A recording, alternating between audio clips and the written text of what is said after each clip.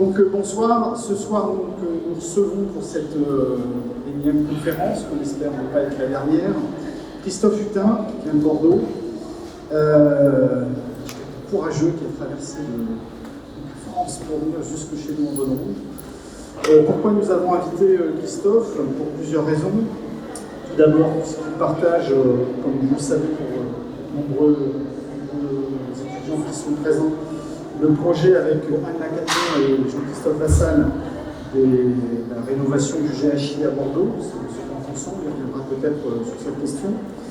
Ensuite, ça nous paraissait intéressant d'inviter Christophe, notamment pour un ouvrage qui viendra aussi sans doute sur son expérience sur l'Afrique du Sud, donc c'est son livre L'enseignement de Soweto, qui est maintenant un ouvrage, je pense, une dizaine d'années. En tout cas, pour ma part, il y a beaucoup d'incidences chez moi, et c'est comme ça que j'ai découvert mon travail.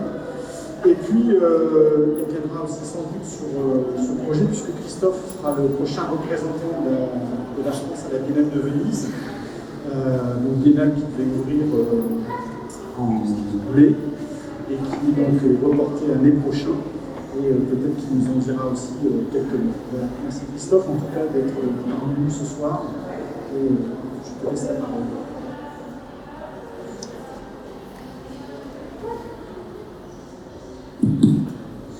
Bonsoir, donc, bien, merci de m'avoir invité, merci de m'accueillir chez vous à Lille, dans des conditions un peu particulières.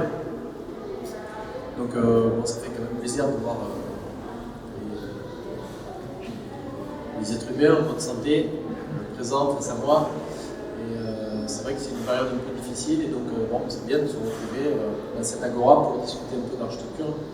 Alors, je vous propose de vous montrer un peu quelques éléments de mon parcours. Je pense qu'il y a pas mal d'étudiants, donc je m'adresse en particulier à eux dans les images que je vais montrer, pour montrer un peu mon parcours et revenir un peu de façon introspective et un peu réflexive sur comment est-ce qu'on construit une démarche personnelle.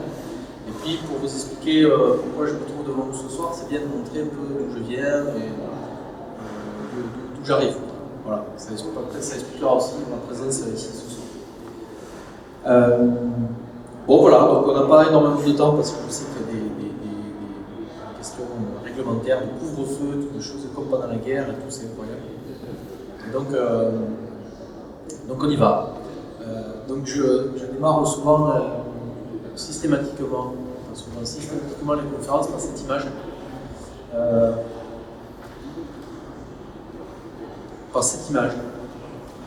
Cette image, c'est puisque tu as fait référence au livre que j'ai fait en 2009 sur justement mon travail en Afrique du Sud. C'est une image qui est très importante pour moi. C'est une photo que j'ai prise avec un appareil photo jetable. J'avais 19 ans. J'avais 19 ans et c'est dans le township de Soweto en Afrique du Sud en 1994. Ça doit être au mois de juin. Et en fait, Mandela est élu le 27 avril 1994.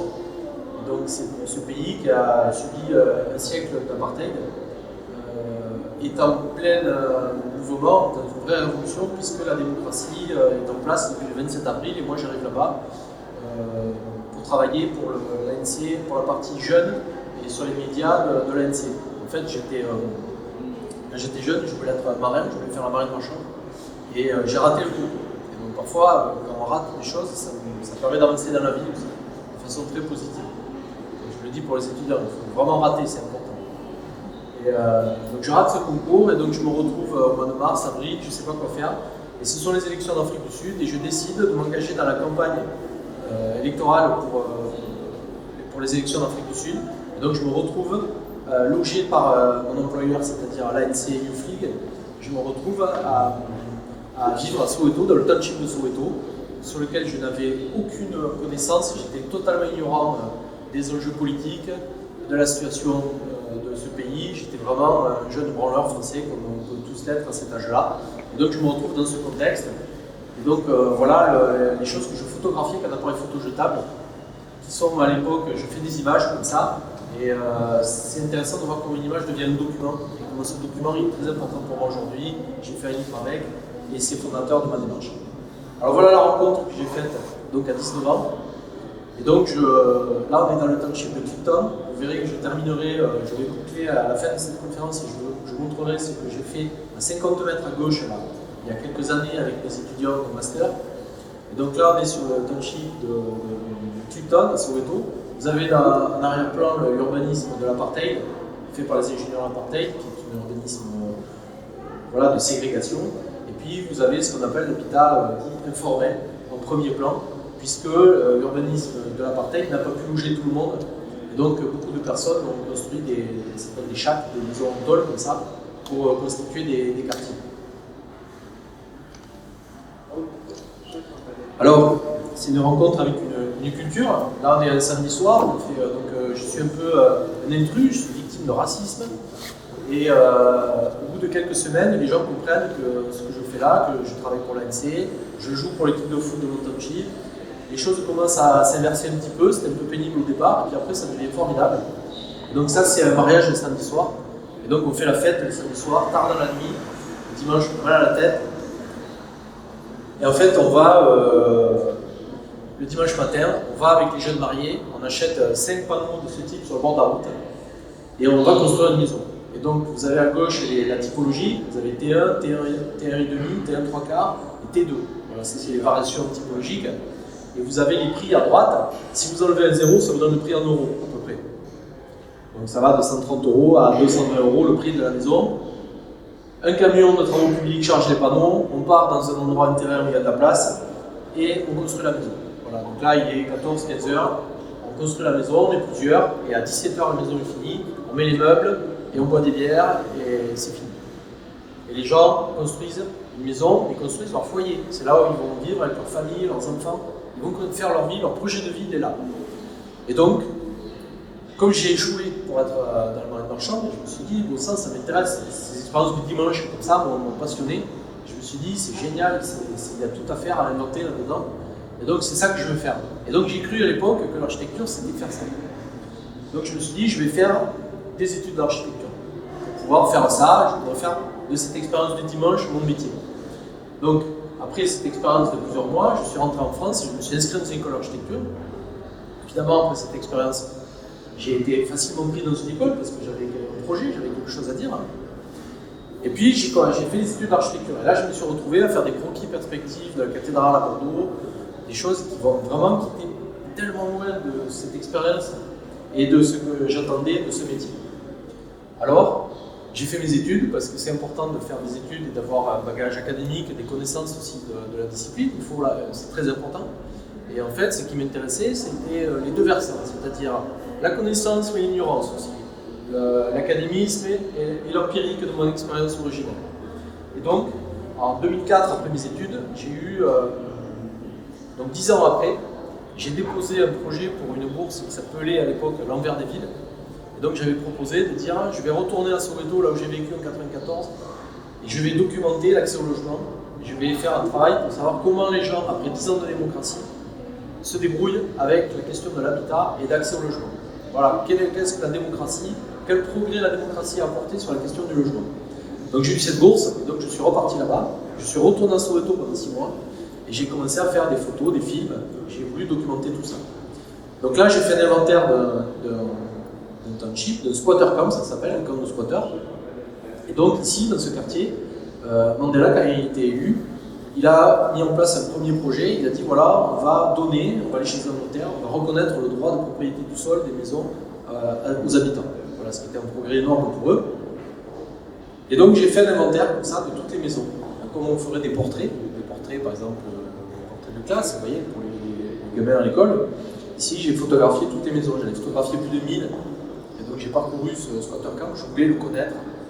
Et donc j'ai photographié, comme ça, ouais, on le voit en arrière-plan, hein, c'est les deux versants là, de ce ballon. Et donc j'ai tout photographié. Après j'ai aussi documenté la transformation que le gouvernement a lancée sur ces quartiers. Mais on n'a pas énormément de temps, donc je ne vais pas développer.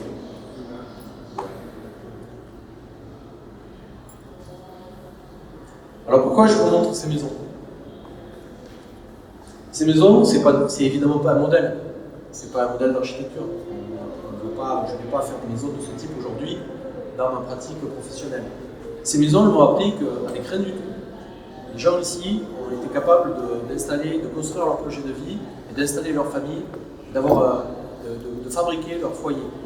En anglais, il y a deux mots, il y a house et home.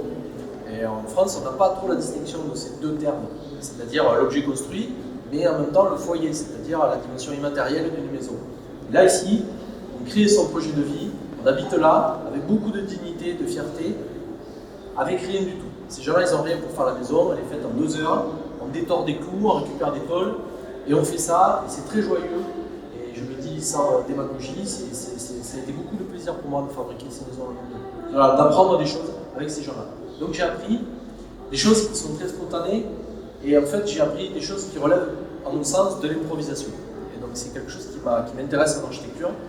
L'architecture, c'est une discipline de création, mais vous devez vous en rendre compte quand vous faites vos projets. Quand on fait l'architecture, on est dans des temps très très longs. Quand on commence un projet, il y a les études, après il y a le chantier, ça prend plusieurs années avant d'avoir un retour sur l'acte de création.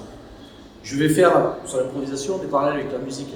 Un musicien, par exemple, quand il crée, quand il travaille, il est dans l'instant musicien. La musique qu'il joue, on est dans l'instant, on est en prise avec l'instant quand on fait de la musique.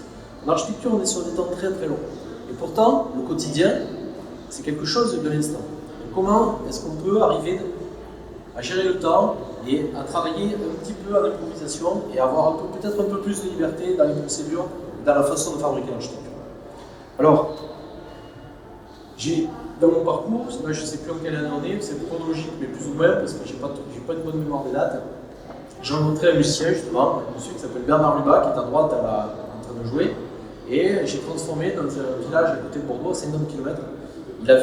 C'était le bâtiment de ses parents, c'était un café alimentation, hôtel, un petit bâtiment qui faisait un peu tout dans le village, qui était très intéressant. Et en fait, en 1978, il a créé un festival de jazz qui est assez connu, où on pouvait retrouver des stars américaines, Archie Shepp, etc., des gens, Michel Portal, des gens de très haut niveau en jazz qui vont jouer dans un café, dans un petit village. Et donc, il me dit, voilà, je voudrais faire le lieu de production de ma compagnie artistique. Et ça va être le lieu de création pour moi, mais aussi de concerts, de diffusion dans mon territoire. Et donc on a fait une salle de 300 places dans un village de 400 habitants. Donc ce qui est intéressant, c'est que ce projet ne marchera jamais. Forcément, ça ne peut pas marcher. Et donc c'est un projet formidable. J'ai adoré faire ce projet, parce que c'est un projet qui ne peut pas marcher, et sur le plan artistique, c'était une expérience incroyable. Voilà la façade du bâtiment. On a gardé tous les... comme un pavillon, comme ça, tous les écrits, toutes les choses qui collent sur la façade. Voilà la salle. Donc on a ouvert un petit peu à l'intérieur, on a travaillé à l'intérieur du volume, on a fait des balcons à l'italienne avec des bois de bamboué qu'on a travaillé avec les enfants du village. Et donc depuis, il se produit, il fait des concerts, et il travaille la musique tous les jours dans ce lieu. Et puis ensuite, je passe très vite d'une chose à l'autre. On a, je ne sais plus en 2010, je dirais, 2009, on a fait, donc avec Alain Catoche, Jean-Philippe Fassal et Frédéric Rioux, on a été retenu pour une étude urbaine à Bordeaux qui a été lancée par la communauté urbaine, métropole, qui s'appelait 50 000 logements. Donc c'est un slogan, évidemment, qui donc nous demandait de trouver des stratégies pour créer 50 000 logements en lien avec les investissements publics, à savoir les éléments de transport, le tramway à Bordeaux, parce qu'on était très en retard sur les questions de mobilité. Et donc il y a un tramway qui a été réalisé à Bordeaux, plusieurs lignes en même temps, ça a mis un bazar possible. Et donc ça a modifié la ville totalement. Et donc c'était un peu le souhait d'avoir une maîtrise du foncier, de l'immobilier, pour que les logements restent abordables sur Bordeaux. Et donc on a développé cette approche. Je vous en touche quelques mots parce que ça introduit aussi le projet du Grand Parc que je vais montrer. Donc les textes en anglais, excusez-moi, j'ai utilisé un truc en anglais, mais c'est bien pour les étudiants, faites un peu d'anglais, c'est bien. Alors on a fait des choses qui sont un peu fastidieuses et pas très sexy pour un architecte. Ça par exemple, c'est le plan des réseaux de la communauté urbaine. Donc là je vous le montre en dézoomé, mais ce sont des fichiers sur lesquels on a travaillé. Vous pouvez zoomer, c'est réellement le fichier des réseaux de la ville. Notre propos était de dire, aujourd'hui Bordeaux, on va faire 50 000 logements nouveaux, mais d'abord c'est 160 000 logements collectifs existants, c'est 80 000 maisons qui existent, et aujourd'hui les procédures d'urbanisme, on fait toujours des choses nouvelles. c'est un peu l'héritage moderne, c'est-à-dire que quand on veut développer la ville, on fait des ZAC, on fait des choses nouvelles. C'est-à-dire qu'on part toujours d'une page blanche. Si elle n'est pas blanche, on peut même avoir recours à la démolition pour la rendre un peu plus blanche, pour qu'on puisse faire des choses nouvelles pour développer la ville. La question qu'on s'est posée, on s'est dit, mais qu'en est-il de la ville existante, tout ce qui constitue notre environnement quotidien à tous? Et donc ça crée une espèce de décalage entre la ville qui existe et les projets nouveaux où l'investissement d'argent public est massif et sans que le reste du territoire en ait les bénéfices. Donc nous, on a voulu repartir de l'existant pour dire, est-ce que l'existant ne porte pas en lui la capacité de s'augmenter et d'offrir les 50 000 nouveaux logements qu'on demande, sans créer de nouveaux terrains, sans viabiliser de nouveaux terrains, sans artificialiser des nouveaux terrains. Voilà, c'était ça l'objectif. Donc on a fait un inventaire, et donc ici, vous avez une base d'inventaire, on a fait une base de données. Elle n'est pas exhaustive sur cette image, c'est une représentation, mais quand vous zoomez sur cette carte, vous pouvez aller voir les parcelles. Sur chaque parcelle, vous ouvrez une fiche où vous avez les immeubles existants, les typologies, les quantités, vous avez le plan des appartements, et vous avez un inventaire que l'on a fait avec un diagnostic. Et on a essayé de mettre au point un outil de programmation urbaine qui permettait à la métropole de savoir où elle devait engager des actions de façon prioritaire, c'est-à-dire sur les situations les plus dégradées, les situations abîmées qui ont nécessité d'être réparées, transformées, sur lesquelles il faut agir très vite. Et puis il y a des endroits où finalement les gens vivent très bien, les résidences sont en bon état, et nous on pensait que voilà, on avait 4 critères comme ça qui définissaient un ordre de priorité pour les actions engagées. Donc, on avait dit des centaines de situations capables. On a donc, avec cet inventaire, identifié des ensembles des situations urbaines, on a défini ce terme-là, des situations urbaines, qui avaient capacité à non seulement accueillir des logements nouveaux, sur des terrains déjà viabilisés, avec les réseaux, et qui permettaient en même temps de réhabiliter et de réparer les problèmes rencontrés dans chacune de ces situations. Voilà, c'était ça la stratégie. C'était comment on peut faire des logements nouveaux et en même temps faire monter l'ensemble du territoire sur le plan des travaux engagés, des actions engagées. Voilà, donc chacune des situations, c'est au cas par cas. Et donc c'est un urbanisme finalement qui se fait sur le terrain, qui se fait au sol, par l'arpentage, par la relation directe avec le sujet, à l'emprise avec le réel. Et donc ça veut dire que vous comprenez bien que je ne vous montre pas un master plan. Le schéma, la carte que je vous ai montré avant, elle est faite pour qu'on puisse rentrer dedans. On dézoome un endroit pour voir un peu les données que l'on manipule. Mais ce projet il ne s'est fait qu'en prenant en compte les situations. Ok? Ça vous parle ce que je raconte? Donc un peu de lecture pour vous, ça me fait une petite pause et puis un peu d'anglais aussi.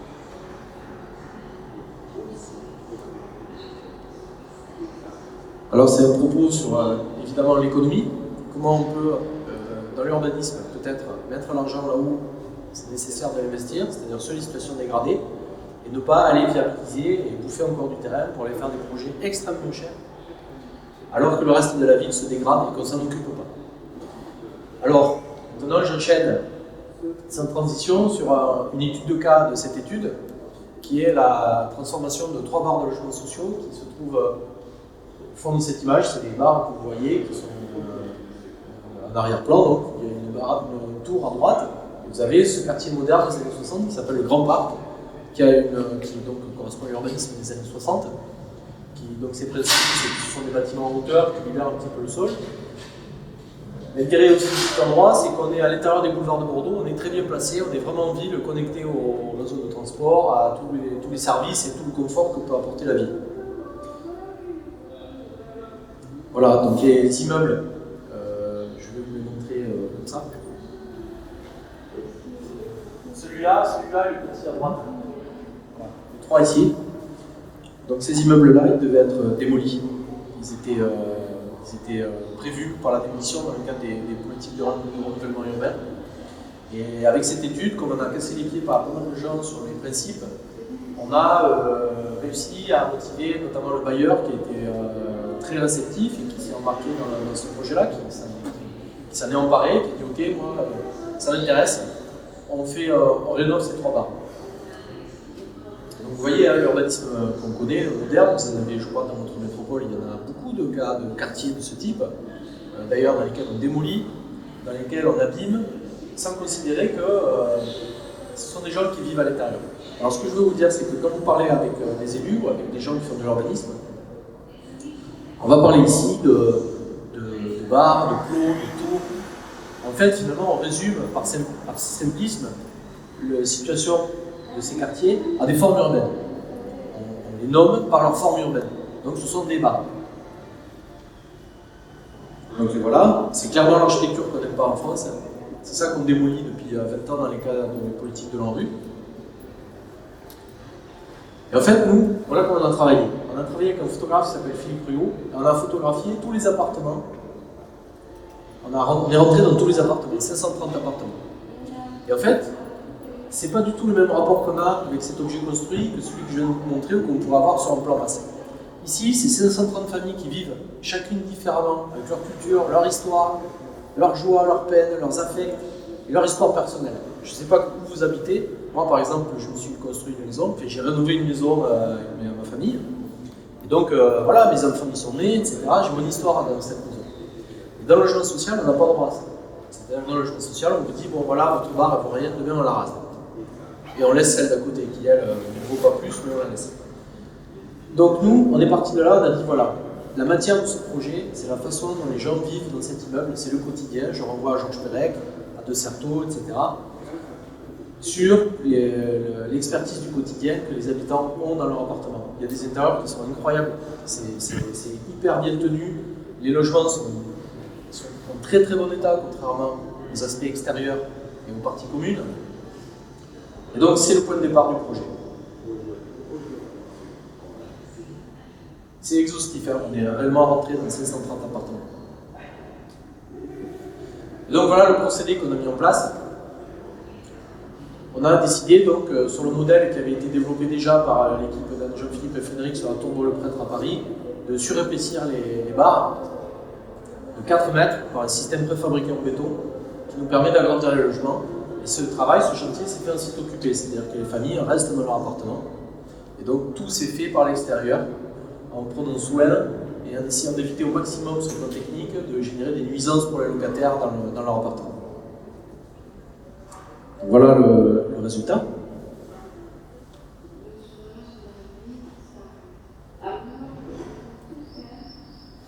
Voilà donc le principe du projet. Donc je vous le montre sur un logement parce qu'en fait on a essayé de faire très précisément la transformation d'un logement et après on l'a répété 530 fois. C'est vraiment comme ça que ça s'est passé. Donc on rajoute 4 mètres de plancher béton avec un garde-corps. Ensuite on dépose la façade de l'appartement, c'est-à-dire la petite loggia avec la menuiserie, le petit meneau. On dépose les 2 fenêtres avec les allèges qui sont dans la cuisine et dans la chambre. Là on est sur un T3, hein, c'est un exemple. On remplace par des baies vitrées coulissantes. On a posé 6 km linéaires de baies vitrées coulissantes sur toutes les façades. Et ensuite, en fermeture du jardin d'hiver, on a une fermeture en simple vitrage qui nous permet donc en hiver de refermer. Et c'est un système aussi bioclimatique, mais j'en dirai quelques mots après. Donc ça, c'est un logement dans son état, dans l'état où on les a trouvés. C'est le logement, c'est l'état existant. Et donc ce que je veux vous dire, c'est que ces logements, bon, on peut les juger, c'est un peu brutal à l'époque peut-être, mais c'est des logements qui ont fait le boulot pendant 50 ans, ils ont hébergé des familles, certains sont là depuis l'origine, depuis la construction des immeubles, ils y ont donc vécu très longtemps, ils en ont pris soin, et ils ont établi leur vie et leur histoire personnelle dans ces appartements.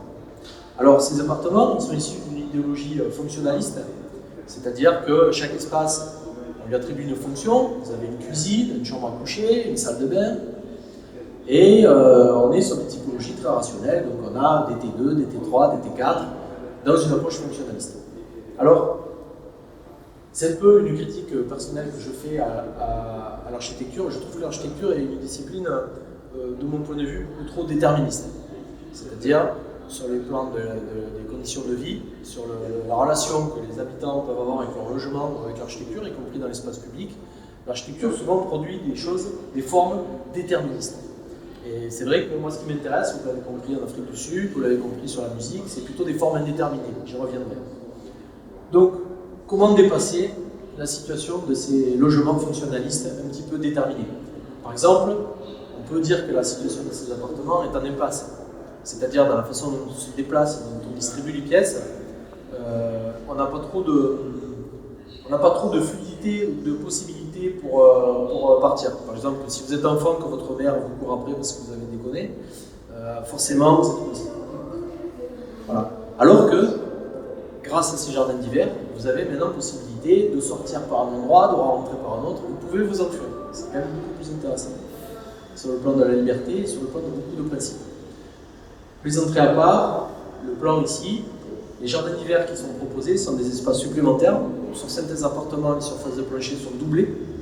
Donc, par exemple, si je prends un T3, il faisait 56 mètres carrés, il passe à 112. L'espace qui est offert n'est pas programmé, il est déterminé. On n'a pas attribué de fonction. Ça veut dire que les habitants, dans ces espaces, ils peuvent déployer leur quotidien, leur mobilier, leur façon de vivre. Ils peuvent l'aménager, en faire usage comme ils l'entendent. Voilà. Pour moi, ce qui est intéressant, et je vais le développer après, c'est d'essayer de trouver la rencontre entre la compétence de l'architecture et la performance de ses habitants. Voilà, il faut que ce soit une rencontre. Une rencontre, ça engage une forme d'altérité aussi. On ne peut pas imposer aux gens, dire aux gens, vous allez vivre comme ça, c'est moi qui l'ai décidé, et après démerdez-vous. C'est souvent le cas dans l'architecture. Voilà le système constructif, mais d'abord je vous montre, par rapport à ce que je viens de dire, je vous montre une petite vidéo avec la parole d'une habitante. Derrière, je vois tout le monde, je regarde les gens, c'est comme si je faisais des robots.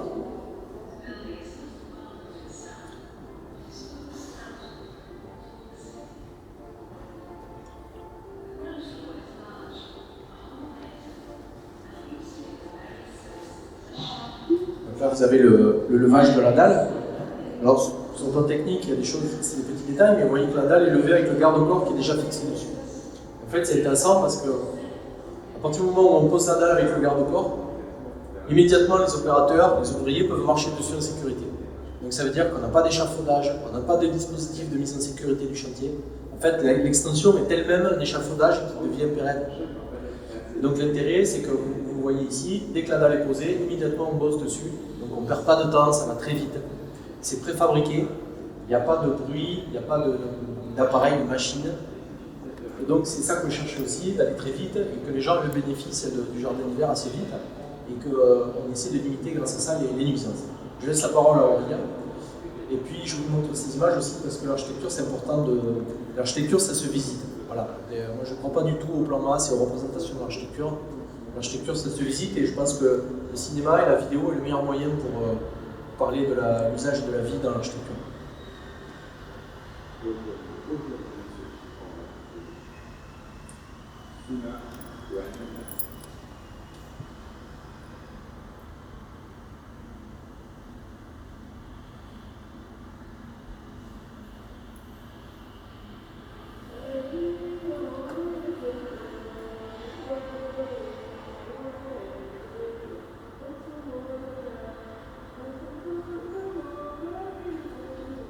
On ne s'entend pas que ça finisse comme ça.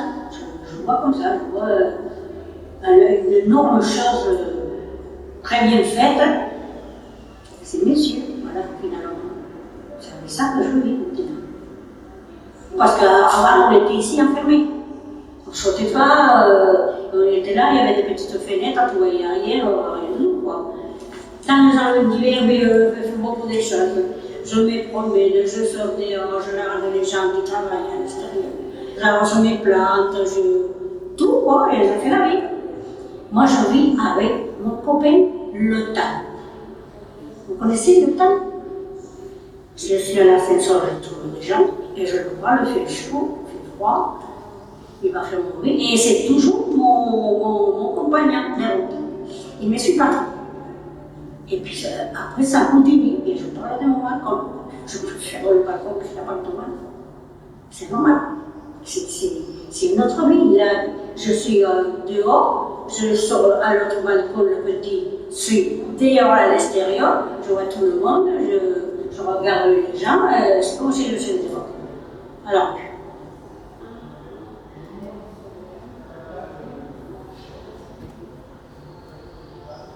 Alors, donc voilà la pose promenade. Donc vous avez en bas vous avez les portiques du rez-de-chaussée qui ont cette forme parce qu'ils évitent la fondation existante de l'immeuble pour ne pas abîmer la fondation de l'immeuble. Vous avez les ferrailles, et puis dans les dalles préfabriquées, on a des trous. Les ferrailles vont passer dans les trous, on pose la dalle, on scelle dans ces trous les aciers, et immédiatement on considère que la dalle est bloquée, elle est tenue, et donc on peut marcher dessus et travailler.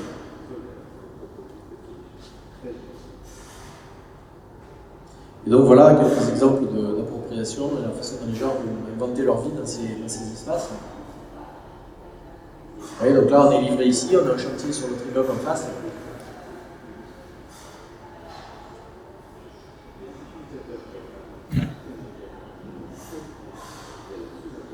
Et puis ces immeubles, ils ont 15 étages de haut sur une ville qui est très basse, Bordeaux, avec un paysage et un climat magnifique. Et si on démolit cet immeuble, on perd cette situation. On perd c'est quand même un privilège incroyable de vivre à cette hauteur-là, avec cette vue pleine sud sur Bordeaux, c'est magnifique. Le PLU ne le permet pas. Plus.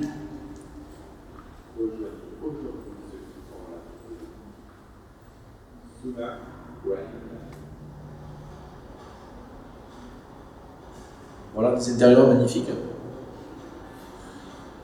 Donc,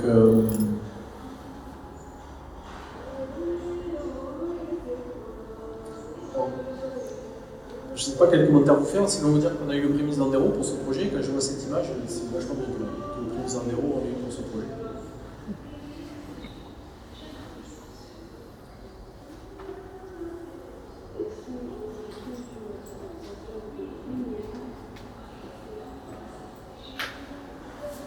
Alors on a deux systèmes de vitrage.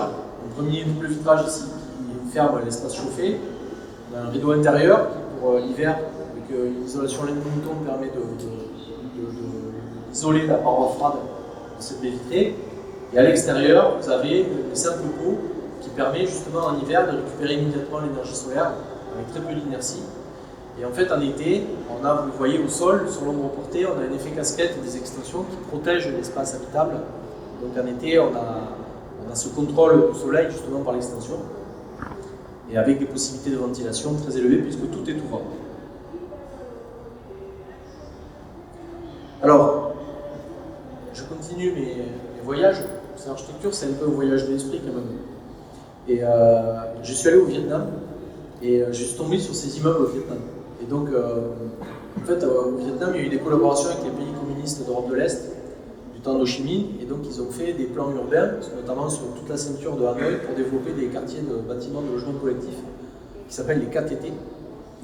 Et en fait, les KTT sont des modèles qui sont importés de RDA, d'Allemagne de l'Est, et évidemment les familles au Vietnam sont un peu plus nombreuses qu'en RDA. Et donc les typologies n'étaient pas vraiment adaptées à la démographie, au mode de vie au Vietnam. Et donc ce qui s'est passé, c'est que les gens ont établi une culture pendant des décennies d'agrandissement par la façade, de pièces supplémentaires rajoutées sur ces immeubles. En fait, ils ont fait exactement comme ce qu'on a fait, mais sans architecte. Alors ça m'a passionné, j'ai engagé un travail de recherche là-dessus, donc je suis allé documenter ces immeubles à plusieurs reprises. Et je trouve ça fabuleux parce que je ne dis pas qu'il y a des modèles. Ce que je veux vous dire, c'est que ce qu'on fait au Grand Parc, c'est un projet institutionnel avec un bailleur, avec une puissance publique, avec beaucoup d'argent, il y a 30 millions de travaux. Bon, voilà, c'est un contexte politique, économique et qui nous permet de faire ce projet. Ici au Vietnam, on est dans un état communiste, et sur le plan de liberté, c'est d'ailleurs très intéressant. Et les gens, par eux-mêmes, individuellement, de façon organique, ont augmenté ces immeubles. Et donc j'ai essayé de quantifier sur une ville comme Hanoï, quelle est la surface supplémentaire qui a été générée par les habitants eux-mêmes. C'est colossal. Ça peut être 10% de la surface des planchers de l'ensemble de ces quartiers. Alors voilà les constructions de ces immeubles à l'époque. Pendant la guerre, des vraies prouesses. Donc là, c'est un quartier Kim Il-lin. Sur le plan urbain, il y avait toujours un lac au milieu. Et donc les immeubles s'organisent comme ça autour d'un lac. Il y avait quelques principes d'urbanisme, mais très simples, très très simples. Et donc voilà ce que les gens opèrent ensuite sur les immeubles. Avec, sur le plan technique, des inventions et des détails complètement hallucinants. Vous avez en jaune, c'est l'enduit d'origine, de la façade d'origine du bâtiment. Et puis vous voyez les agrandissements. C'est toute la ceinture périphérique de Hanoï. Ce sont des immeubles de ce type qui sont tous augmentés. Il n'y en a pas un qui n'est pas augmenté. C'est-à-dire que c'est devenu une culture. Tout le monde a agrandi son appartement. C'est incroyable. Vous voyez? Et donc, je ne sais pas si j'ai une image après. Vous voyez à 45 degrés un tirant qui vient tenir depuis la façade à l'extrémité du clocher, puisque toutes les extensions sont en porte-à-faux. Et en fait, les poutres métalliques qui soutiennent le clocher en dessous, donc il n'y a aucun transfert de charge des extensions entre elles, c'est vraiment individuel. Et en fait, le principe, c'est qu'ils font des trous dans la façade, ils glissent des profilés métalliques qui vont sortir à l'extérieur, et en fait, ils font des saignées dans les dalles du bâtiment qui vont souder sur les ferrailles des dalles du bâtiment, des planchers. Donc en fait, c'est vachement malin parce que du coup, l'ensemble du plancher de l'immeuble tient le porte-à-faux et la ferraille en porte-à-faux. Il y a aucune. C'est pas des gens qui ont une qualification sur le plan technique ou sur le plan. Il n'y a pas d'ingénieurs, quoi. Et de façon empirique, ces gens-là sont capables d'inventer des détails comme ça qui sont hyper savants, hyper bien faits. Et d'ailleurs, j'ai questionné partout dans tous les immeubles, on ne m'a jamais rapporté d'accident ou d'effondrement des extensions. Certaines sont impressionnantes.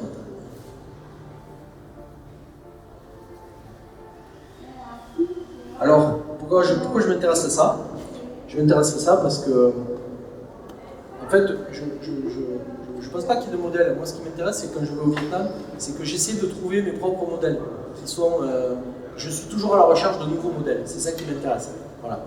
Et ce que je veux vous dire sur le plan critique, c'est que ce qu'on fait sur des immeubles GHI, c'est très institutionnel. Et à l'opposé, ce que font ces gens-là, c'est pas institutionnel du tout, c'est complètement empirique, c'est individuel. Mais peut-être qu'entre les deux, il y a des choses possibles et qu'il faudrait peut-être un peu des deux dans différentes situations. Voilà. Il y a toujours des choses à apprendre dans les cas comme ça. Si les gens l'ont fait, c'est qu'il y a un réel bénéfice pour eux. Et ils ont possibilité aussi, vous voyez d'ailleurs ça là, il y a une extension de l'extension. Donc on voit bien qu'il y a un processus comme ça de bricolage et de fabrication de logement qui est très performant. Les espaces communs aussi sont complètement incroyables. Vous avez ici deux gamins qui jouent au badminton. Vous avez entre midi et 2, c'est un restaurant. L'après-midi, on peut y faire sécher du riz. Il y a une espèce de performativité de l'espace commun dans ces endroits qui me fascine. Et c'est d'ailleurs ça, je vais en parler, je vais dire quelques mots en conclusion, mais c'est ça que je documente et c'est le projet que je vais porter à la Biennale de Venise. De savoir quelle est la rencontre entre la compétence de l'architecte et la performance des habitants. Voilà, je pense que c'est à nous, architectes, à opérer ce mouvement, puisque le monde change énormément. Vous voyez, ce sont porter un masque, voilà, le monde change très vite. Et peut-être c'est à nous d'épouser un peu les mouvements que le monde est en train d'engager. Il y a beaucoup de choses, on ne peut plus continuer, c'est pas grave, faire l'architecture comme en 1910. Vous voyez, le même type d'espace à un autre moment. On sort les tabourets, on sort le mobilier, bam, c'est un restaurant, c'est blindé de monde. Après, c'est un parking à scooter. Et sans transition, je reviens à Bordeaux. En fait, ces questions-là, elles sont, sur le fond, elles sont universelles. Après, c'est chaque cas qui est très différent. Mais le logement, c'est quelque chose de, c'est presque un droit naturel, c'est quelque chose d'universel. Ici, on est à côté de l'aéroport de Bordeaux. C'est une ancienne cité d'urgence qui s'appelle Mérignac-Beutre, sur lesquelles on travaille en ce moment depuis 15 mois maintenant. On travaille avec mon équipe et on est installé là-bas. D'ailleurs, on occupe une maison, notre bureau dans une des maisons de cette cité. Et donc, on travaille avec, il y a 93 maisons, donc on rénove cette cité pour le bailleur social qui est propriétaire de ces maisons. Et donc, je ne sais pas si vous savez ce que c'est les cités d'urgence, c'était des dispositifs qui étaient à l'époque, qui offraient des logements transitoires, temporaires, pour des gens qui n'avaient pas droit au logement social, à accéder au logement social. Donc, des gens qui étaient de retour des colonies, des gens issus d'immigration, par exemple les Espagnols, les Portugais qui ont fui leur dictature, les gens qui arrivaient d'Algérie. Et Et donc on leur proposait des logements d'urgence. Et il y en a une très connue dans le Lot-et-Garonne pour justement les rapatriés d'Indochine. Il y a tout un quartier à Villeneuve-sur-Lot. Il y a des milliers de Vietnamiens qui vivent dans les mêmes maisons que ça. Et donc, ces maisons-là, au bout d'un moment, ont été reversées dans le patrimoine des bailleurs sociaux, sur le plan administratif. Et en fait, ces gens-là qui devaient, là c'est Madame Justineau, c'est notre voisine, on a la maison juste à droite. Et donc Madame Justineau, quand elle est arrivée là, on lui avait dit, vous serez là quelque temps, et puis après vous ferez une demande, vous aurez un emploi, l'ascension sociale fait en sorte que vous aurez un autre logement, et vous pourrez quitter la cité d'urgence. Et donc c'est la troisième génération de femmes, d'ailleurs, maintenant dans cette maison, qui habitent là. Et donc ils ne sont jamais partis. Voilà une autre famille. Madame Maya, qui est la deuxième porte à droite, avec son petit-fils, son fils, les petits-enfants. Donc elle loue une maison à gauche. La maison de droite, c'est son mari maçon qui a construit une deuxième maison sur la parcelle, qu'elle loue à un bailleur social, et donc dans lequel il y a le séjour, la cuisine, et à gauche, il n'y a plus que les chambres à la partie nuit. Donc les gens ont vraiment inventé des choses hallucinantes. Un couple de Bretons, c'est une famille de Portugais aussi. Famille de Tunisiens, famille Zouaoui. Ils ont 8 maisons, cette famille, dans le quartier. Parce que, en fait, les gens ont été complètement laissés pour compte et au bout d'un moment, ils se sont appropriés eux-mêmes, ils se sont attribués les maisons eux-mêmes. Le bailleur était tellement peu présent qu'en fait, ils ont été complètement relégués et oubliés pendant 50 ans. Et donc, ils se sont repassés les maisons entre eux. Quand quelqu'un partait, c'était le fils de la voisine qui prenait la maison, etc. etc. Et donc, je me suis retrouvé là-bas. On a gagné le concours il y a 15 mois. En disant, voilà, on pense qu'il ne faut pas démolir ces maisons, il faut regarder sur le plan anthropologique, sur le plan de l'architecture, ce que les gens ont fait depuis 50 ans, ça a une valeur. Voilà, c'est ça qu'on a dit. On a dit c'est digne d'intérêt. La transformation et l'organisation sociale de ce quartier, ça fait partie du patrimoine immatériel, et nous, on veut travailler à partir de là. Et l'architecture, c'est à nous de nous déplacer pour aller répondre et trouver des solutions pour que ces gens-là prolongent cette histoire. Voilà. Sinon, il fallait raser et refaire un quartier.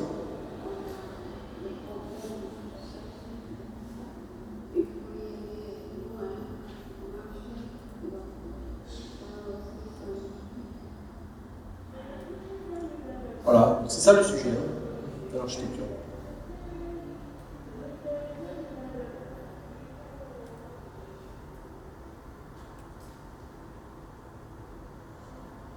Alors on a opéré on a fait un diagnostic social-technique. On a voulu travailler différemment. Pour travailler différemment, il faut inventer des outils. On ne peut pas faire un projet avec des outils classiques si on veut se déplacer sur le terrain, qui est celui que je vous décris ce soir, c'est-à-dire celui des habitants. Les gens, ce qu'ils ont opéré ici, vous allez le voir sur le document suivant, vous avez en gris clair les toitures des logements officiels, et en gris foncé, vous avez toutes les extensions qui ont été opérées par les habitants depuis 50 ans. C'est colossal. En rouge, c'est le chapiteau qu'on a installé. On travaille avec un collectif d'artistes qui a installé le chapiteau, dans lequel on a tenu des réunions publiques, et c'est un espace qui nous a permis d'avoir justement un lieu commun pour pouvoir travailler et engager le travail avec l'ensemble des habitants. Alors quand on regarde les maisons devant, c'est très sobre, il n'y a rien, parce qu'il y a la peur de l'institution, la peur du bailleur. Et puis derrière, c'est une autre histoire. Donc voilà ce qui se joue dans ce quartier. C'est-à-dire de devant, il n'y a rien, il y a des façades d'un logement social, et derrière, vous avez un monde. Voilà, en fait, je me suis retrouvé face au même phénomène exactement qu'en Afrique du Sud. Tout ce que j'ai pu documenter, je le retrouve ici, avec les mêmes phénomènes à l'œuvre, exactement la même chose. Donc, on a fait un travail de relevé, on a dessiné avec toute mon équipe pendant plusieurs mois, on a dessiné au 50e toutes les maisons, le mobilier, les extensions, on a tout relevé. On travaille avec un anthropologue qui s'appelle Éric Chauvier, qui a écrit le récit de chacune des maisons. Qu'est-ce qui s'est passé dans ces maisons? Quel a été le parcours de vie des gens dans ces maisons? Où est-ce qu'on en est? Et donc notre projet, c'est tout simplement de dire, on va essayer d'apporter de la compétence pour que ce projet il ait une vie devant lui, que l'histoire des gens dans leur maison se prolonge en faisant monter la qualité de l'architecture de ces maisons. Alors, dans l'époque politique actuelle, vous le savez, la résilience est un mot très à la mode. Donc c'est des gens qui sont extrêmement résilients. Donc la résilience, c'est très séduisant. On le voit dans plein d'endroits, il faut être résilient aujourd'hui. Alors c'est très bien la résilience, c'est un phénomène d'abord biologique, qui est intéressant, en architecture, c'est intéressant. Mais la résilience, ce n'est pas un projet politique. Sinon, pour moi, ça pose un problème. Ça veut dire que, qu'est-ce que c'est que le politique si on dit que les gens doivent se débrouiller par eux-mêmes? La résilience, ce n'est pas un projet. Ici, quand vous avez un maçon portugais qui a une maison, qui fait une chambre, une extension, il le fait très bien. Il fait du carrelage, que moi je ne sais pas faire avec les entreprises. Les peintures, etc. sont mieux faites que par un architecte avec des entreprises. Je vous le dis sincèrement. Il y a des maisons, je ne sais pas faire avec des entreprises des mêmes qualités, des mêmes prestations de travaux. Mais quand on est une femme seule, qu'on n'a pas d'argent, qu'on est âgé, qu'on n'a pas de famille, etc., qu'on a zéro capacité, zéro ressources, zéro compétences, eh bien ça crée des inégalités qui ne sont pas acceptables dans le logement social, qui est, je le rappelle, un service public, une mission de service public. Donc ici, on se retrouve face à des inégalités hallucinantes, avec des maisons sur lesquelles il n'y aurait quasiment rien à faire, tellement elles sont bien, je le dis sincèrement, des maisons qui sont dans un état de dégradation, d'insalubrité extrêmement élevé. Donc normalement, quand on intervient sur des logements collectifs, on a une approche un peu équitable sur les travaux qu'on engage. On va changer toutes les menuiseries, on va changer tous les chauffages, on fait des travaux comme ça avec un cahier des charges techniques. Ici, on a dérogé à ces règles, on a dit non, nous ce qu'on pense ici, c'est que les gens qui ont un niveau de confort maximum, il faut qu'on amène toutes les maisons à ce niveau-là. Donc ça veut dire qu'on n'est pas équitable dans les travaux qu'on engage en termes de moyens. Par contre, le résultat doit être une égalité dans le confort maximum et dans les bénéfices que les gens vont avoir de ce projet. Je ne sais pas si je me fais bien comprendre. Ça vous parle, ouais? Bon, c'est parfait.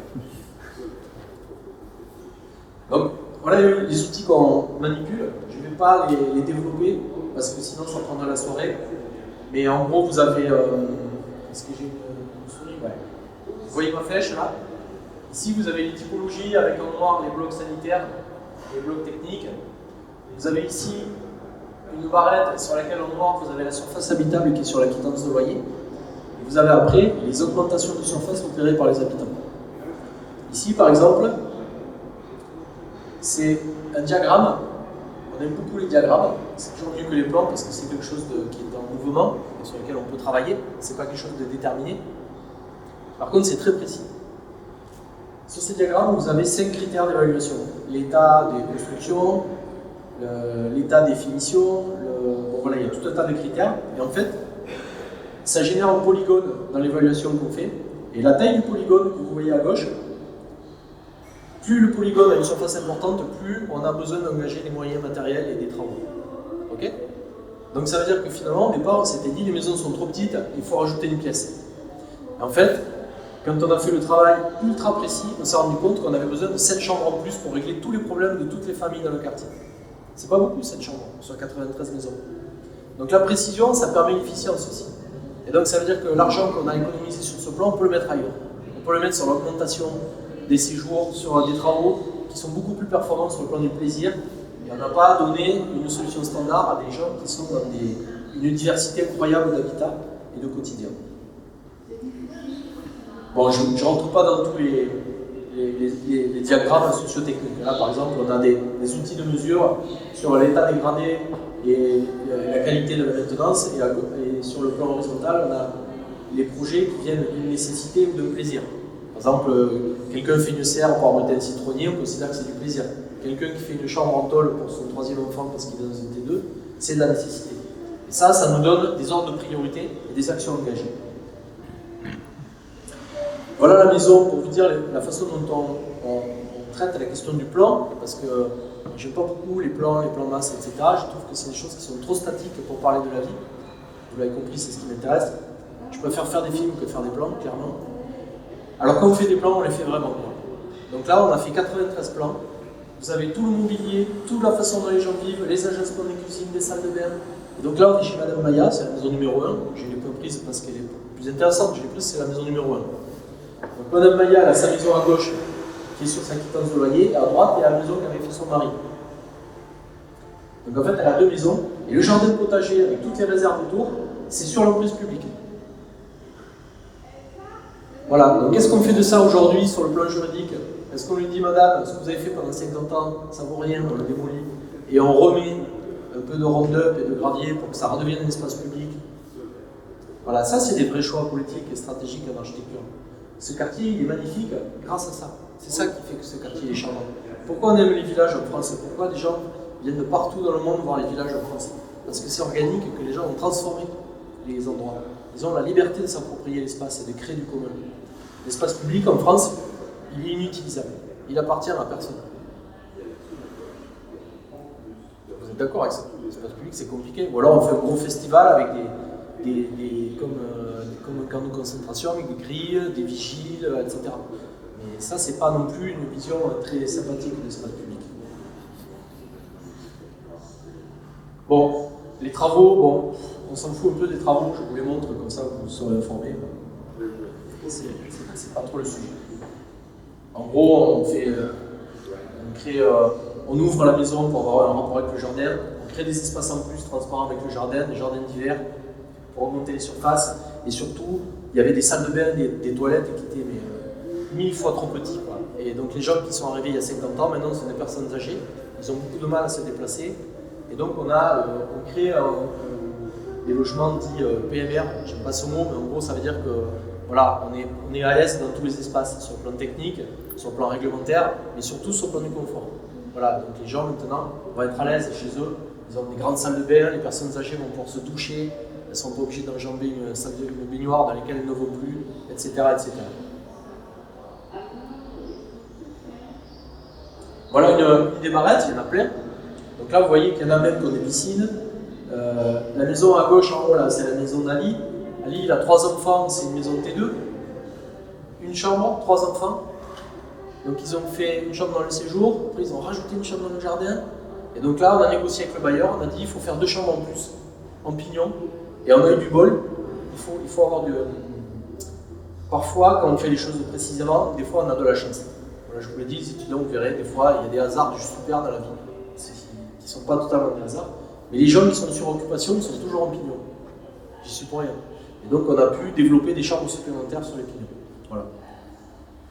Il n'y a pas que des problèmes. Après, c'est une façon de regarder les choses aussi. Dans un quartier comme ça, on pourrait dire, bon, quand on fait un diagnostic, on pourrait dire qu'est-ce qui ne va pas. Bon, la majorité des choses ne vont pas. Mais on pourrait aussi se dire, qu'est-ce qui va bien dans ce quartier?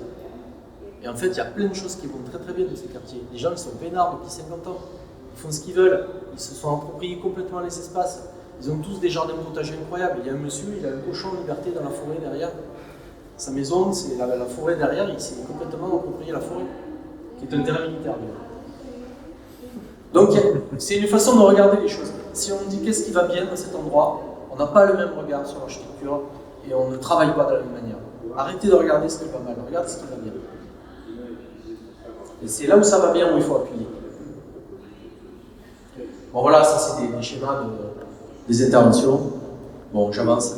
Vous avez compris, on ne va pas rentrer dans les détails. Voilà un document qui montre l'état actuel des choses. Antoine Mounique, avec moi ce soir, qui est venu avec moi de Bordeaux, il a réalisé la serre qui est à droite là, cette semaine. Quel jour on est jeudi? Cette semaine.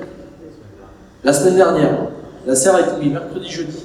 On a fait la serre qui est à droite et on a développé, on travaille avec un monsieur qui est super, qui est spécialiste du jardin naturel. On développe tout un travail sur le fait de créer des... On a embauché un jardinier pour 3 ans qui va en fait accompagner les gens pour créer des jardins potagers et travailler sur la question de la production alimentaire. Donc tous les espaces publics vont être plantés. On a pris des porte-greffes dans la forêt, on est en train de faire des greffes d'arbres fruitiers. Et dans les serres, on fait du couturage avec les habitants parce qu'ils savent très bien le faire. Ils ont tous des jardins. Et en fait, on est en train de constituer un patrimoine de plantes de production alimentaire qui va nous permettre de faire le projet de paysage. C'est-à-dire qu'on ne va pas dépenser un euro en travaux dans les espaces publics, on va tout faire avec les gens à partir de leurs ressources et ce dont ils sont capables. Ils sont capables de faire des choses incroyables, bien plus qu'un architecte tout seul.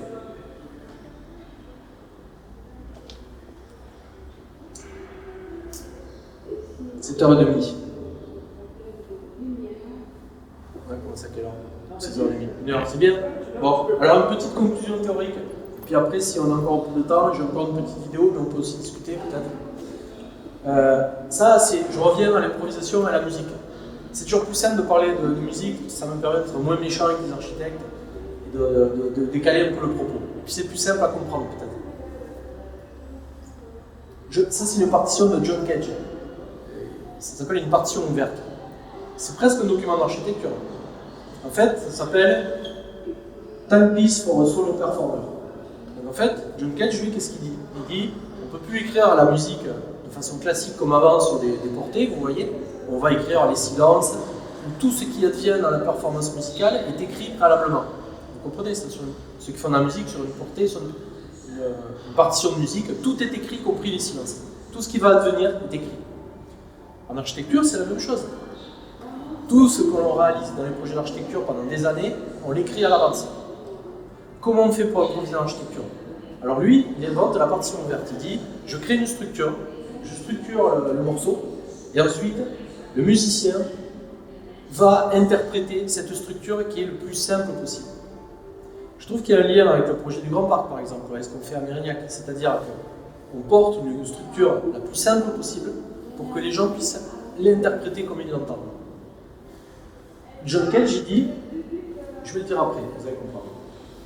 Alors, au pied des immeubles GHI, j'ai aussi rénové la salle de spectacle qui est restée fermée pendant 30 ans. Une salle de spectacle réalisée dans les années 60, qui était un outil hallucinant, qui est resté clos, fermé pendant 30 ans, c'était triste. C'est la façade que vous voyez en mosaïque à gauche. Et en fait, on a rouvert cette salle. Et donc, j'ai gagné un concours.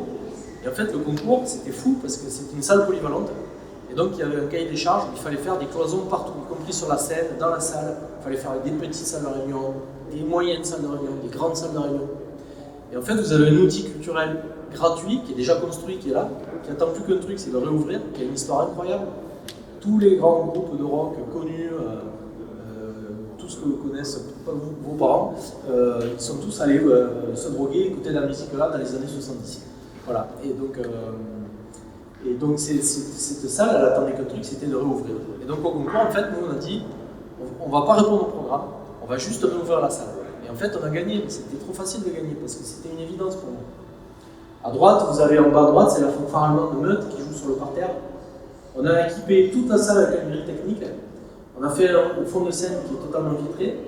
En fait, ça veut dire que cette salle polyvalente, en fait, c'est quoi la polyvalence? C'est qu'il faut qu'on puisse en faire différents usages. Donc, comment faire une structure simple pour que la performance, l'usage prenne le pas sur l'architecture? C'était ça le jeu.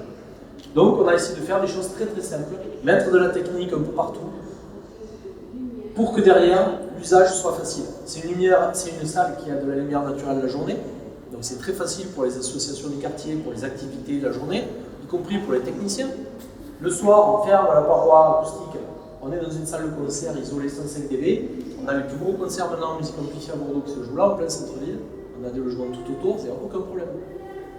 Et donc cette salle, elle est, je ne dirais pas qu'elle est polyvalente, mais elle permet beaucoup de choses sur l'aspect performatif, et elle permet surtout à ce quartier de développer ses activités à l'intérieur de la salle. C'est un exemple. Voilà des configurations qu'on avait envisagées. Vous voyez, sur des solutions à gauche, je crois que c'était un événement, par exemple, c'est le Père Noël de l'école du quartier.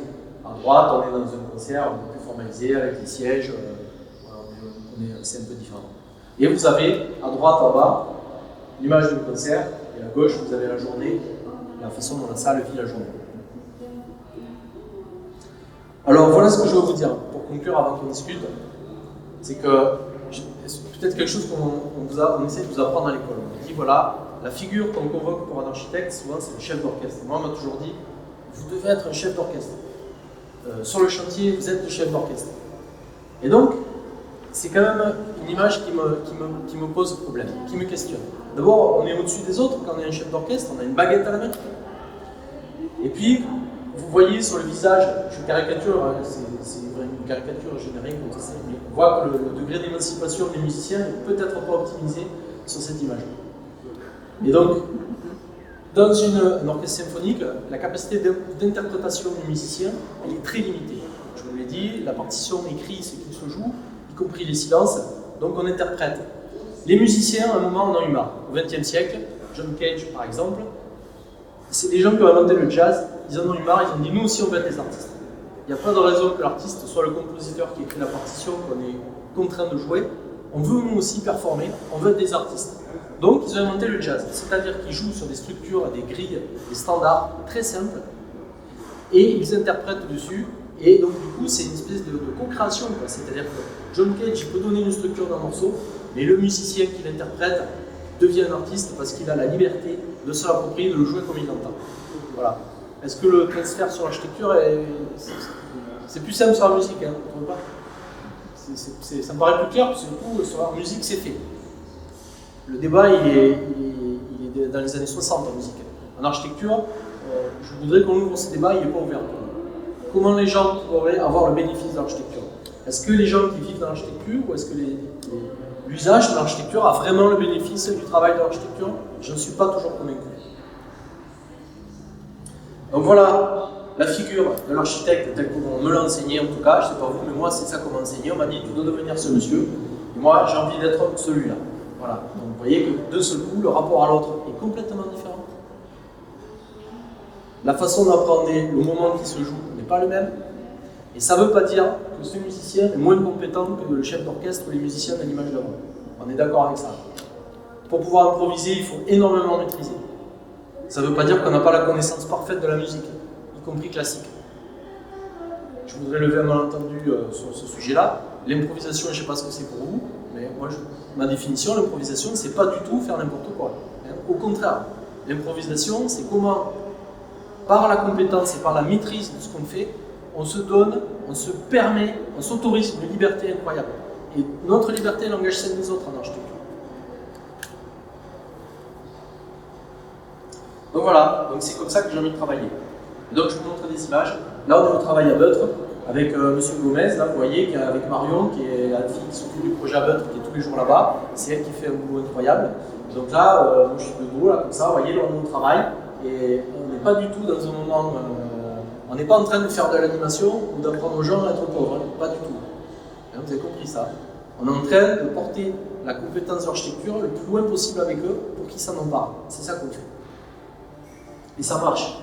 Les gens sont très intelligents. Ici, on est dans un orphelinat à Soweto, avec mes étudiants.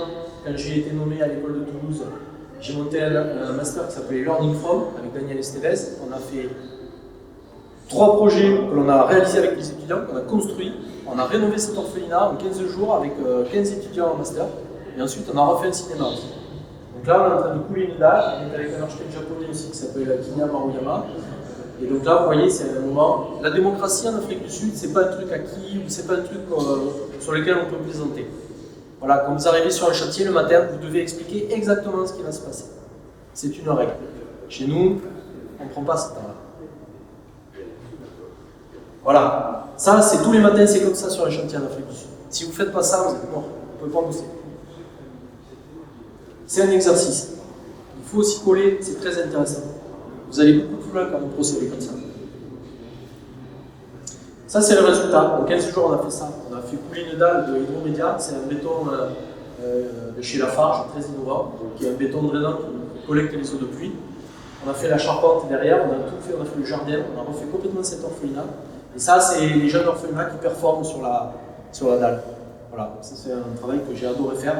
Et c'est un travail qui a été fait en 15 jours avec des gens non qualifiés. Je parle pour les habitants qui ont contribué, qui participaient, et puis avec les étudiants en master qui sont derrière au fond.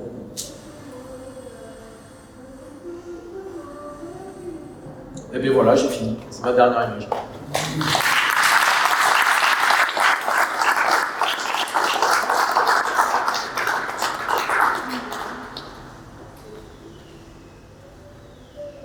Si on sort vite de la salle, on a encore un petit quart d'heure pour les questions. Après, ce qu'il faut, c'est sortir vite. Je mets un film en arrière-plan du chantier de l'Afrique du Sud, comme ça vous aurez, en même temps qu'on discute, hein, sinon pour regarder le film, j'ai coupé le son tout de suite. Une question? Ouais. Tout d'abord, merci pour cette heure. Donc, tout d'abord, merci pour cette heure très intéressante, où j'ai vu le temps passer. Donc, moi, je suis étudiant en 3e année d'architecture, justement, à Lille. Et moi, ce qui m'a frappé, c'est justement toute la valeur des concepts que vous évoquez. Malgré des projets très larges, cette proximité avec l'habitant et ce qui se passe avec les techniques en marche. Et moi alors ma question c'est vous donnerez quel conseil à un étudiant justement pour potentiellement, je ne sais pas, faire accepter, faire comprendre justement ces valeurs, ces concepts que vous avez dans vos projets qui au final sont pas forcément académiques, qui vont contre ce qu'on peut justement avoir quelque chose de très déterminé, accepter quelque chose qui peut potentiellement arriver mais qui n'est pas dessiné sur le blanc. Alors quel conseil je peux vous donner? Je ne sais pas, d'abord d'être vous-même, et puis de vous former, mais ne pas, si vous avez, je vois bien que ça vous intéresse, donc ça veut dire que vous êtes animé par des choses peut-être, et donc il faut travailler, il faut travailler les points positifs, donc si c'est ça qui vous intéresse, il faut travailler ça précisément. Et après, ce que je veux vous dire, c'est que souvent dans l'architecture, on fait un peu, on a trop fait, comment dire, on ne peut plus faire l'économie de l'humain dans les projets d'architecture, moi c'est ce que je pense, et on l'a trop fait depuis trop longtemps. Vous regardez les publications d'architecture, on demande aux gens de sortir de l'image, on demande aux gens d'enlever les effets personnels. La photo que je vous montre du logement GHI avec les meubles rustiques, voilà, il y a une forme de mauvais goût que je respecte énormément, c'est pas mon sujet ça. Mon sujet c'est l'architecture, c'est pas la façon dont les gens vivent. Le fait que les gens mettent des plantes, les effets personnels dans l'architecture, c'est quand même le minimum, me semble-t-il. Pourquoi les architectes enlèvent les effets personnels sur les images?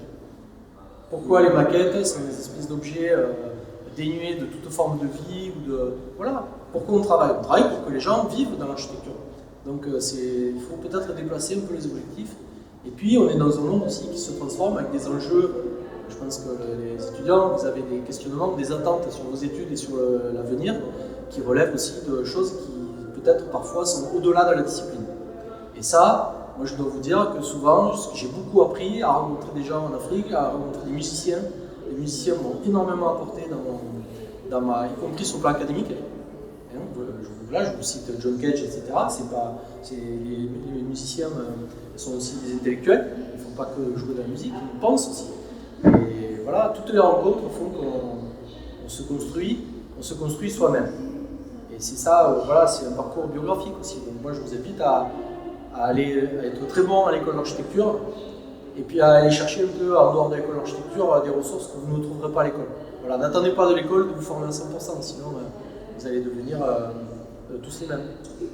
Donc formez-vous en contact avec le réel, avec la réalité du monde, qui est formidable, c'est merveilleux.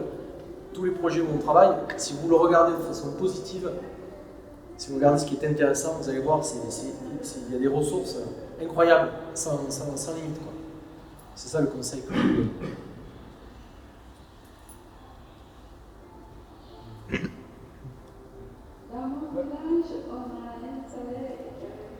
Bonjour, moi, comme disait Félix, en effet, c'est pas tout le temps académique vos projets par rapport à ce qu'on peut apprendre.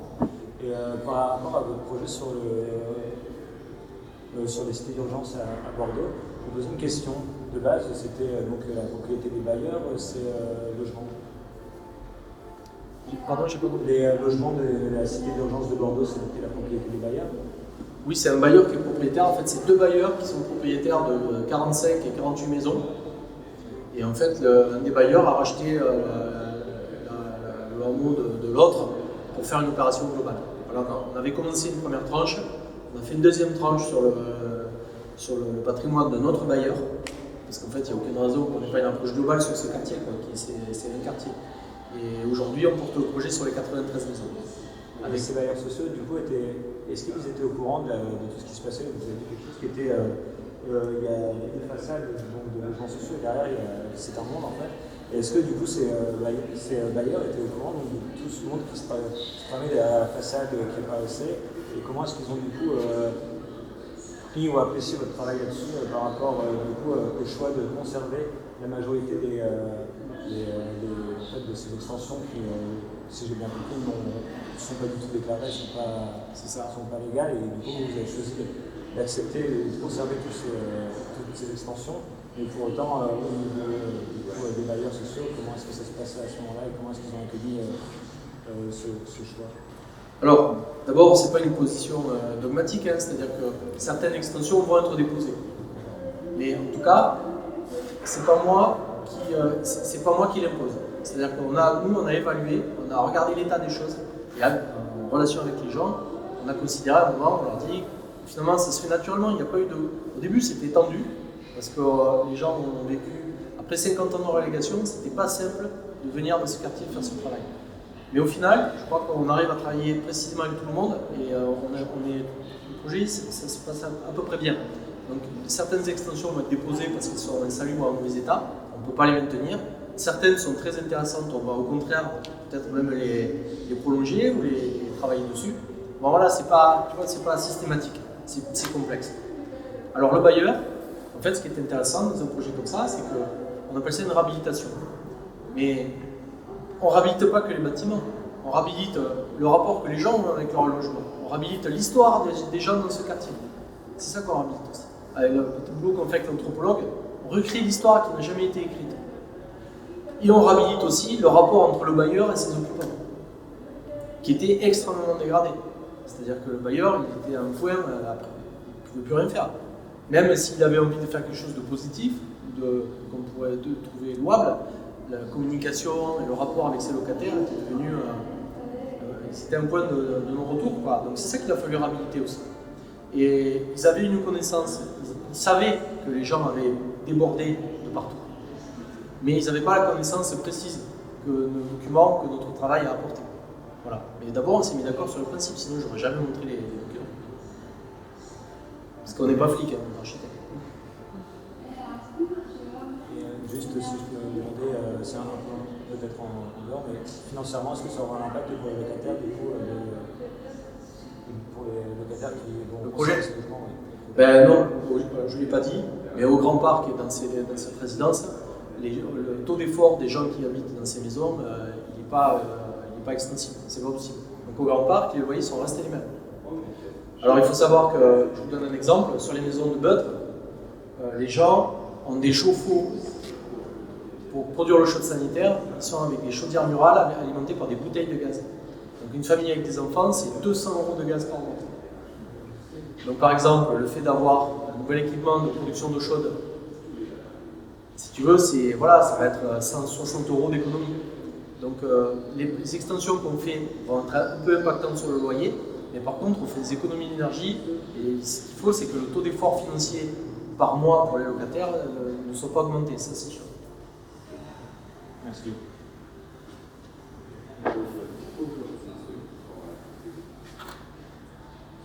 Question? Une dernière?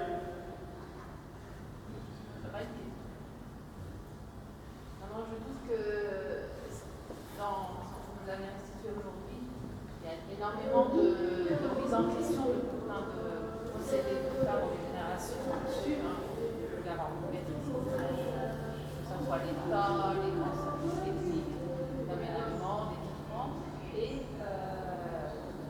avec une notion qui m'intéresse, qui est la notion dedans-dehors et d'espace public. Et ces choses étaient très nettement définies, tracées sur des plans, vous en parlez, des traits qui devenaient carrément des murs invisibles. Et ce qu'on voit aujourd'hui, c'est que, à travers nos expériences, le dedans et le dehors ne sont plus des choses qui sont, qui se butent l'une sur l'autre, c'est que ça peut se déplacer, ils s'envahissent un peu les uns les autres. Ça fait partie de cette culture, parce que tous les projets que vous avez montrés, donc on a l'Afrique du Sud, on a le Vietnam, on a aussi dans l'ensemble, c'était plutôt des cultures, des Portugais, etc. C'est des cultures où les gens s'approprient beaucoup de trottoirs. Ils vivent au Vietnam, le trottoir c'est le prolongement de la maison. En Afrique, on s'installe, on fait la cuisine, voilà, donc l'espace public appartient aux habitants. Et là, c'est à nouveau ces cultures-là. Après, c'est parfois beaucoup plus difficile. Nous, on a été habitués et élevés, et on l'explique, que ça soit un plan, là, on a constructif, là, c'est l'alignement, c'est vide. On est rempli, effectivement, dans notre culture, d'apprendre ces barrières, ces limites, et qu'on n'ose pas franchir. Et on se rend compte qu'aujourd'hui, il faut effectivement les franchir. Il faut effectivement les interroger quand il y a des besoins, quand ça déborde. J'aime beaucoup le grand débordement. Quand les gens sont contraints, il faut arrêter de mettre un couvert. Et il faut leur donner des opportunités d'aller au-delà. Le projet de Malika Tombassa, il complète ce qui manque, c'est l'au-delà. On prend sur c'est une conquête de l'espace public. Et ça, c'est effectivement encore compliqué à mettre en place par rapport au plan d'urbanisme, au truc vraiment très facile. Et aussi, le truc que je trouve très bien, c'est d'apprendre à regarder ce qui est déjà là. À la place dans les logements, du travail que vous avez fait pour faire de collecte. Donc ça, c'est un conseil aussi. Il faut aller regarder, à reporter la ville, vous savez comment les gens vivent. La réponse est là, on ne peut pas prendre une page blanche et repartir